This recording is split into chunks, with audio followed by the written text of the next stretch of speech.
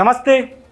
గత ఎన్నికల్లో ఓటమి చవి చూసిన తర్వాత కేసీఆర్ ఎర్రవెల్లిలోని తన ఫామ్ హౌస్లో పార్టీ ఎమ్మెల్యేలు, పార్టీ ముఖ్య నేతలు, అదేవిధంగా జడ్పీ చైర్మన్తో పాటు వివిధ సంఘాల నాయకులు, అదేవిధంగా కార్యకర్తలతో కూడా గత కొన్ని రోజులుగా సమావేశమవుతున్నారు. ఇప్పటికే ఆయన ఎంత చెప్పినా కూడా, అంటే ఎమ్మెల్యేలకు కానీ ఎమ్మెల్సీలకు కానీ ఫామ్ హౌస్ పిలిపించుకొని ఎంత చెప్పినా కూడా వాళ్ళు మర్నాడే కాంగ్రెస్ గూటికి చేరుతున్నారు. ఇప్పటికే దాదాపు 7 ఎమ్మెల్యేలు, 6 ఎమ్మెల్సీలు కాంగ్రెస్ గూటికి చేరిపోయారు. మరికొందరు ఇటు బీజేపీకి, అదేవిధంగా టీడీపీకి కూడా టచ్లో ఉన్నారన్న ప్రచారం జోరుగా సాగుతున్నటువంటి నేపథ్యంలో ఎర్రవెల్లి తన ఫామ్ హౌస్లో రాజకీయ వ్యూహాలు రూపొందించడంలో ఉన్నారు కేసీఆర్. ముఖ్యంగా ఈ నెల 24 నుంచి తెలంగాణలో అసెంబ్లీ సమావేశాలు ప్రారంభం కాబోతున్నాయి. ఈ అసెంబ్లీ సమావేశాల్లో కాంగ్రెస్ పార్టీని ధీటుగా ఎదుర్కొనేందుకు కూడా అస్త్ర శస్త్రాలను సిద్ధం చేస్తున్నారు. తొలిసారిగా అంటే ఓడిపోయిన తర్వాత ఆయన ప్రమాణ స్వీకారం చేసిన తర్వాత ఇప్పటికీ 2 సార్లు అసెంబ్లీ సెషన్స్ జరిగాయి. ఎక్కడా కూడా కేసీఆర్ అటెండ్ అయినటువంటి దాఖలాలు లేవు. అయితే ఈసారి జరగనున్నటువంటి బడ్జెట్ సమావేశాల్లో ఖచ్చితంగా కేసీఆర్ హాజరయ్యే అవకాశాలు ఉన్నాయని చెప్పి కూడా తెలంగాణ భవన్ వర్గాలు చెబుతున్నటువంటి మాట. ముఖ్యంగా ఈసారి రైతు బంధు, అదేవిధంగా రైతు రుణమాఫీపై వాడి వేడి చర్చ జరగబోతుంది. ఎందుకంటే బడ్జెట్ ప్రవేశపెట్టిన తర్వాత 6 గ్యారంటీలు అని చెప్పి కాంగ్రెస్ పార్టీ అధికారంలోకి వచ్చింది. ఖచ్చితంగా 6 గ్యారంటీల్లో 1-2 హామీలు తప్ప మిగతా దాదాపు అందులో 420 హామీలు ఉన్నాయని కూడా టీఆర్ఎస్ నేతలు చెప్తున్నారు. వాటిలో ఏ ఒక్క హామీ కూడా నెరవేర్చలేదు. ముఖ్యంగా రైతులను నిండా ముంచుతున్నారు.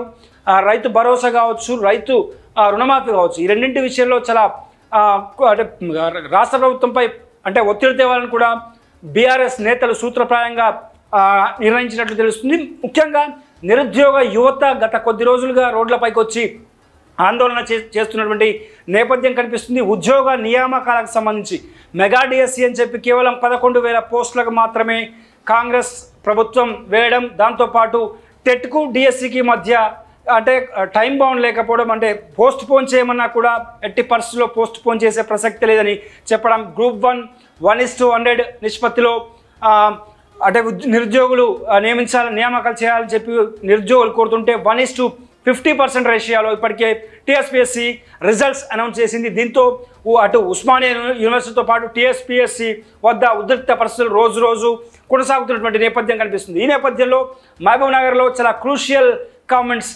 రేవంత్ రెడ్డి చేయడం జరిగింది.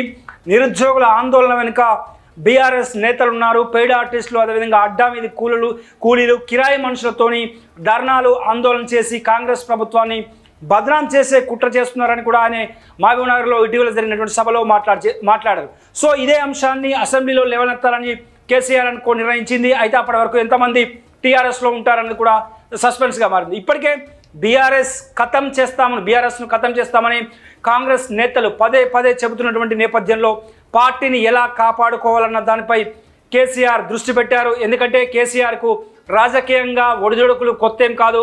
2002లో ఆయన పార్టీ స్థాపించిన నాటి నుంచి కూడా 2004 నుంచి 9 కాలంలో వైఎస్ఆర్ సీఎంగా ఉన్నటువంటి టైంలో కూడా బైపోల్స్కి వెళ్తే దాదాపు 13 మందిని కోల్పోవడం జరిగింది. ఒక ఎంపీ సీట్ని కూడా కోల్పోయారు. 2009 విషయానికి వస్తే టీడీపీ వామపక్షాలతో కలిసి పోటీ చేసినప్పటికి కూడా ఆశించిన లాభం లేకపోయింది. 2014లో కనుక తెలంగాణ రాష్ట్రం ఏర్పడకపోతే ఖచ్చితంగా బీఆర్ఎస్ కనుమరుగయ్యేటువంటి పరిస్థితిలో ఉండేవని కూడా రాజకీయ విశ్లేషకులు చెప్తున్నారు. సో అంటే రాజకీయ భీష్ముడిగా పేరొందినటువంటి కేసీఆర్ తన వ్యూహాలను రచించడంలో అంటే ఎవరికి అర్థం కాని వ్యూహాలు రచిస్తుంటారు. సో ఇప్పుడు పార్టీని కాపాడుకోవడం కోసం కీలక నేతలను ముందు పెట్టబోతున్నారు. పార్టీ ట్రబుల్ షూటర్ హరీష్ రావును ముందు పెట్టబోతున్నారు. అదే సమయంలో ముఖ్యంగా ఏపీ సీఎం జగన్, అంటే మాజీ సీఎం జగన్ విషయానికి వస్తే గతంలో ఆయన 2012లో పార్టీ అంటే 2009లో పార్టీ నుంచి బయటకు వచ్చారు, కాంగ్రెస్ పార్టీ నుంచి. ఆ తర్వాత ఆయన సొంతంగా వైఎస్ఆర్ కాంగ్రెస్ పార్టీ స్థాపించుకున్నారు. ఆ తర్వాత ఆయన 2014 ఎన్నికలకు వచ్చేసరికి కేవలం 64 సీట్లకు పరిమితమై ప్రతిపక్ష పాత్ర పోషించాల్సి వచ్చింది. ఆ తర్వాత పూర్తిగా జగన్ జనంలోనే ఉండిపోయారు. దాదాపు సుదీర్ఘ పాదయాత్ర 2 ఏళ్ల పాటు సుదీర్ఘ పాదయాత్ర చేశారు.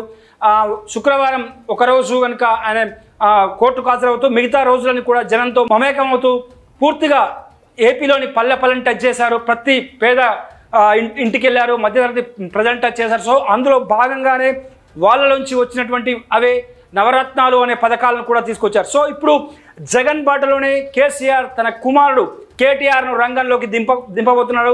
ప్రస్తుతం ఇప్పుడు టీఆర్ఎస్ వర్గాల్లో హాట్ టాపిక్గా మారినటువంటి సందర్భం కనిపిస్తుంది. ఎందుకంటే జగన్ పాదయాత్రను చూసాం. ఎందుకంటే అదేవిధంగా మరికొంతమంది కూడా నేతలు అంటే వైఎస్ఆర్ పాదయాత్ర కావచ్చు, జగన్ పాదయాత్ర కావచ్చు, ఇతరత్ర నేతల పాదయాత్రలు కూడా చూసాం. ఎందుకంటే పాదయాత్ర ద్వారా ప్రజల సమస్యలు తెలుసుకోవడమే కాకుండా పార్టీని లైమ్ లైట్లో ఉంచడం అనేది ప్రధాన ఉద్దేశం. ఎందుకంటే ఒకవైపు బీజేపీ ఎదుగుతున్నటువంటి వేళ బీఆర్ఎస్కు ఇప్పుడు ఖచ్చితంగా అవసరం వచ్చిందని చెప్పుకోవచ్చు. ప్రజల్లో లైమ్ లైట్ ఉండడంతో పాటు వారి సమస్యలు అదేవిధంగా ఈ 6 గ్యారెంటీలు ఏవైతే కాంగ్రెస్ పార్టీ ఇచ్చిందో వాటి అమలు కోసం ఖచ్చితంగా ఒత్తిడి తేవాల్సిన అవసరం ఉంది. సో ప్రస్తుతం జగన్ బాటలోనే కేటీఆర్ పయనించబోతున్నారు. కేసీఆర్ సంచలన నిర్ణయం ఎర్రవెల్లి ఫామ్ హౌస్లో కొంతమంది పార్టీ ముఖ్య నేతలతో కలిసి నిర్ణయం తీసుకున్నట్లు తెలుస్తుంది. ఎందుకంటే జగన్పై ఇప్పటికే ఆయన పాదయాత్ర ద్వారా ప్రజల్లోకి వెళ్ళారు. దాదాపు 2 ఏళ్ల పాటు ఆయన ప్రజల్లోనే ఉన్నారు.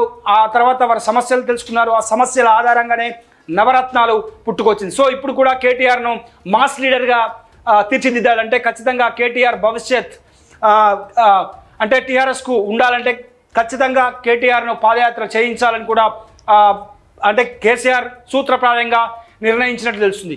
అన్నీ అనుకున్నట్లుగా అంటే తెలంగాణ భవన్ వర్గాల సమాచారం ప్రకారం అయితే అన్నీ అనుకున్నట్లుగా కేటీఆర్ ఈ దసరా లేదా సంక్రాంతి నుంచి పాదయాత్ర చేయబోతున్నారు. ఎందుకంటే ఒకవేళ సంక్రాంతి నుంచి కనుక కేటీఆర్ పాదయాత్ర మొదలు పెడితే కాంగ్రెస్ పార్టీ అధికారంలోకి వచ్చి దాదాపు డిసెంబర్ 9 అంటే ఏడాది కాలం పూర్తవుతుంది. ఏడాది కాలం పూర్తయిన తర్వాత అంటే హనీమూన్ పీరియడ్ ఫినిష్ అయిందని చెప్పుకోవచ్చు. రాజకీయాల్లో హనీమూన్ పీరియడ్ అంటారు కొత్తగా వచ్చినటువంటి గవర్నమెంట్ 1 ఇయర్ కాలాన్ని. సో ఈ లెక్కను చూసుకుంటే ఖచ్చితంగా ఈ 1 ఇయర్ కాలం పూర్తయిన తర్వాత ప్రజా సమస్యలు ముఖ్యంగా రైతు భరోసా విషయంలో రైతుల్లో నమ్మకం కలిగించడంతో పాటు ఒక సంవత్సరంలో 2 లక్షల ఉద్యోగాలని ఏదైతే చెప్పారో అవన్నీ కూడా ఫుల్ఫిల్ కావు కాబట్టి ఖచ్చితంగా ప్రజల్లోకి వెళ్ళాలని కూడా ఒత్తిడి తెస్తున్నట్లు సమాచారం. సో మానసికంగా కేటీఆర్ కూడా పాదయాత్రకు సిద్ధమవుతున్నట్లు తెలుస్తుంది. ఎందుకంటే ఇప్పటికే కేటీఆర్ను మాస్ లీడర్గా పార్టీలో కొంతమంది నేతలు గుర్తించట్లేదు. ఎందుకంటే గ్రామీణ ప్రాంతాల్లో కూడా కేటీఆర్ స్పీచ్ కొంత అంటే మాస్ పీపుల్ అట్రాక్ట్ కారు కాబట్టి ఖచ్చితంగా మాస్ లీడర్గా కేటీఆర్ను తీర్చిదిద్దడంతో పాటు భవిష్యత్ నేతగా అదేవిధంగా బీఆర్ఎస్ను కాపాడడంలో సక్సెస్ కావడంతో పాటు కాంగ్రెస్ ప్రభుత్వంపై ఒత్తిడి తెచ్చి ప్రజా సమస్యలను అంటే ఒత్తిడి తీసుకొచ్చి ప్రజా సమస్యలను పరిష్కరించే విధంగా కనుక ఖచ్చితంగా ఒత్తిడి చేస్తే రాబోయే రోజుల్లో బీఆర్ఎస్ మళ్ళీ అధికారంలోకి వస్తుందని కేసీఆర్ ధీమా వ్యక్తం చేస్తున్నారు. ఇదే విషయాన్ని పార్టీ కీలక నేతలైనటువంటి హరీష్ రావుతో పాటు అదేవిధంగా కేటీఆర్ ఇతర కీలక నేతలు అదేవిధంగా పార్టీ ఇటీవల గెలుపొందినటువంటి ఎమ్మెల్యేలు మాజీ మంత్రుల సమక్షంలో ఈ నిర్ణయం తీసుకున్నారు. అయితే ప్రస్తుతం అయితే అసెంబ్లీ సెషన్స్ పైనే పూర్తిగా కాన్సన్ట్రేట్ చేస్తున్నటువంటి నేపథ్యం అయితే కనిపిస్తుంది. అదేవిధంగా కేటీఆర్ కూడా మానసికంగా ప్రిపేర్ అవుతున్నట్లు కూడా తెలుస్తుంది. ఎందుకంటే పాదయాత్ర అనేది అది ఆషామాషి వ్యవహారం కాదు. దాదాపు అంటే తెలంగాణ వ్యాప్తంగా పర్యటించాలంటే దాదాపు 1 ఏడాది నుంచి 1.5 ఏడాది పడుతుంది.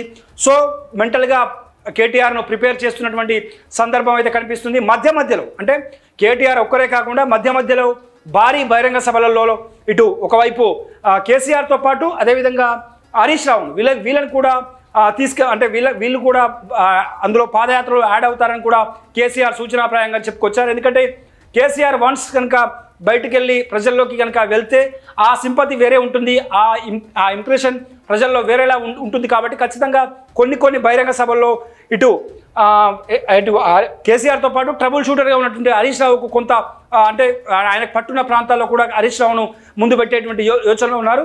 అయితే ఈ పాదయాత్రకు మొత్తం రూపకర్త అదేవిధంగా మొత్తం చూసుకోవాల్సిన బాధ్యతలు కూడా హరీష్ రావు పైనే పెట్టినట్లు కేసీఆర్ పెట్టినట్లు తెలంగాణ భవన్ వర్గాలు చెబుతున్నాయి. ఎందుకంటే హరీష్ రావు ట్రబుల్ షూటర్గా పేరుంది టీఆర్ఎస్ పార్టీలో. ఎందుకంటే ఏ సమస్య వచ్చినా చాలా జాగ్రత్తగా హ్యాండిల్ చేస్తారని ఎప్పటి నుంచో కూడా ఆయన ట్రబుల్ షూటర్గా పేరుంది. సో దీంతో రెండు ఆయుధాలు ఒకటి కేటీఆర్, 2 హరీష్ రావు ఇద్దరిని కూడా ప్రజల్లోకి వెళ్లేందుకు కేసీఆర్ స్కెచ్ గీస్తున్నారు.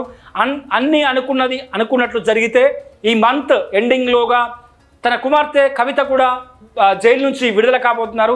కవిత అరెస్ట్ను కూడా తెలంగాణ ప్రజల్లో పెద్ద ఎత్తున చర్చకు పెట్టాలన్న ఆలోచన కూడా కేసీఆర్ కనిపిస్తుంది. సో మొత్తం మీద జగన్ ఏదైతే తన తండ్రి చనిపోయిన తర్వాత వైఎస్ఆర్ కాంగ్రెస్ పెట్టిన తర్వాత 2014 ఎన్నికల్లో ఓటమి చెందిన తర్వాత 2 ఏళ్ల పాటు ప్రజల్లో ఏ విధంగా అయితే ఉన్నారో అదే ఫార్ములాను ఇప్పుడు కేటీఆర్ జనంపైకి అంటే జనంపైకి కేటీఆర్ వదలబోతున్నారు. సో మొత్తం మీద కేటీఆర్ జనంలో ఉండబోతున్నారు. అందుకు ఇటు హరీష్ రావు అదేవిధంగా తన చెల్లెలు కవిత కూడా అంటే కేటీఆర్కు సపోర్ట్గా ఉండబోతున్నారు. మధ్య మధ్యలో భారీ బహిరంగ సభల ద్వారా కేసీఆర్ ఉండబోతున్నారు. సో మొత్తంగా ఒకవేళ పాదయాత్ర కనుక దసరా కానీ సంక్రాంతి కానీ ప్రారంభమైతే జగన్ సలహాలు కూడా కేసీఆర్ తీసుకున్నటువంటి అవకాశాలు లేకపోలేదు. ఎందుకంటే పాదయాత్ర చేయడం అనేది బీఆర్ఎస్ నేతలకు కొత్త కాబట్టి సో ఆ సలహాలు ఏ విధంగా స్వీకరించేటువంటి అవకాశం ఉంది. ఎందుకంటే డిసెంబర్లో కానీ ఐదారు జనవరిలో కానీ ఓదార్పు యాత్ర చేయబోతున్నట్లు కూడా జగన్ ఇప్పటికే చెప్పుకొచ్చారు. తమ పార్టీ కార్యకర్తలతో పాటు సానుభూతి పరులు పార్టీ నేతలపై ఇళ్లపై అదేవిధంగా ఆ వ్యక్తులపై టీడీపీ నేతల దౌర్జన్యాలు ఆగడాల నేపథ్యంలో వాళ్ళ కుటుంబాలను పరామర్శిస్తానని ఇప్పటికే జగన్ ప్రకటించిన నేపథ్యంలో డిసెంబర్లో ఐదారు జనవరిలో ఆయన ఓదార్పు యాత్ర కూడా చేయబోతున్నారు. So at that same time అదే సమయంలో కేటీఆర్ పాదయాత్ర కూడా ఉండబోతుంది కాబట్టి 2 ఏళ్ల పాటు ఆయన ప్రజల్లో ఉన్నారు, నిత్యం ప్రజా సమస్యలు తెలుసుకున్నారు. సో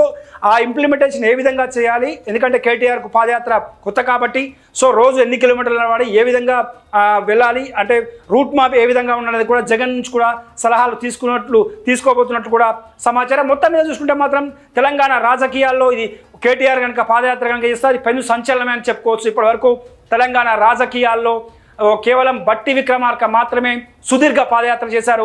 ప్రస్తుతం ముఖ్యమంత్రిగా ఉన్నటువంటి రేవంత్ రెడ్డి సైతం సాయంత్రం పూట కేవలం 4 నుంచి 5 కిలోమీటర్ల పాదయాత్ర చేశారు తప్ప రోజు మొత్తం చేయలేదు.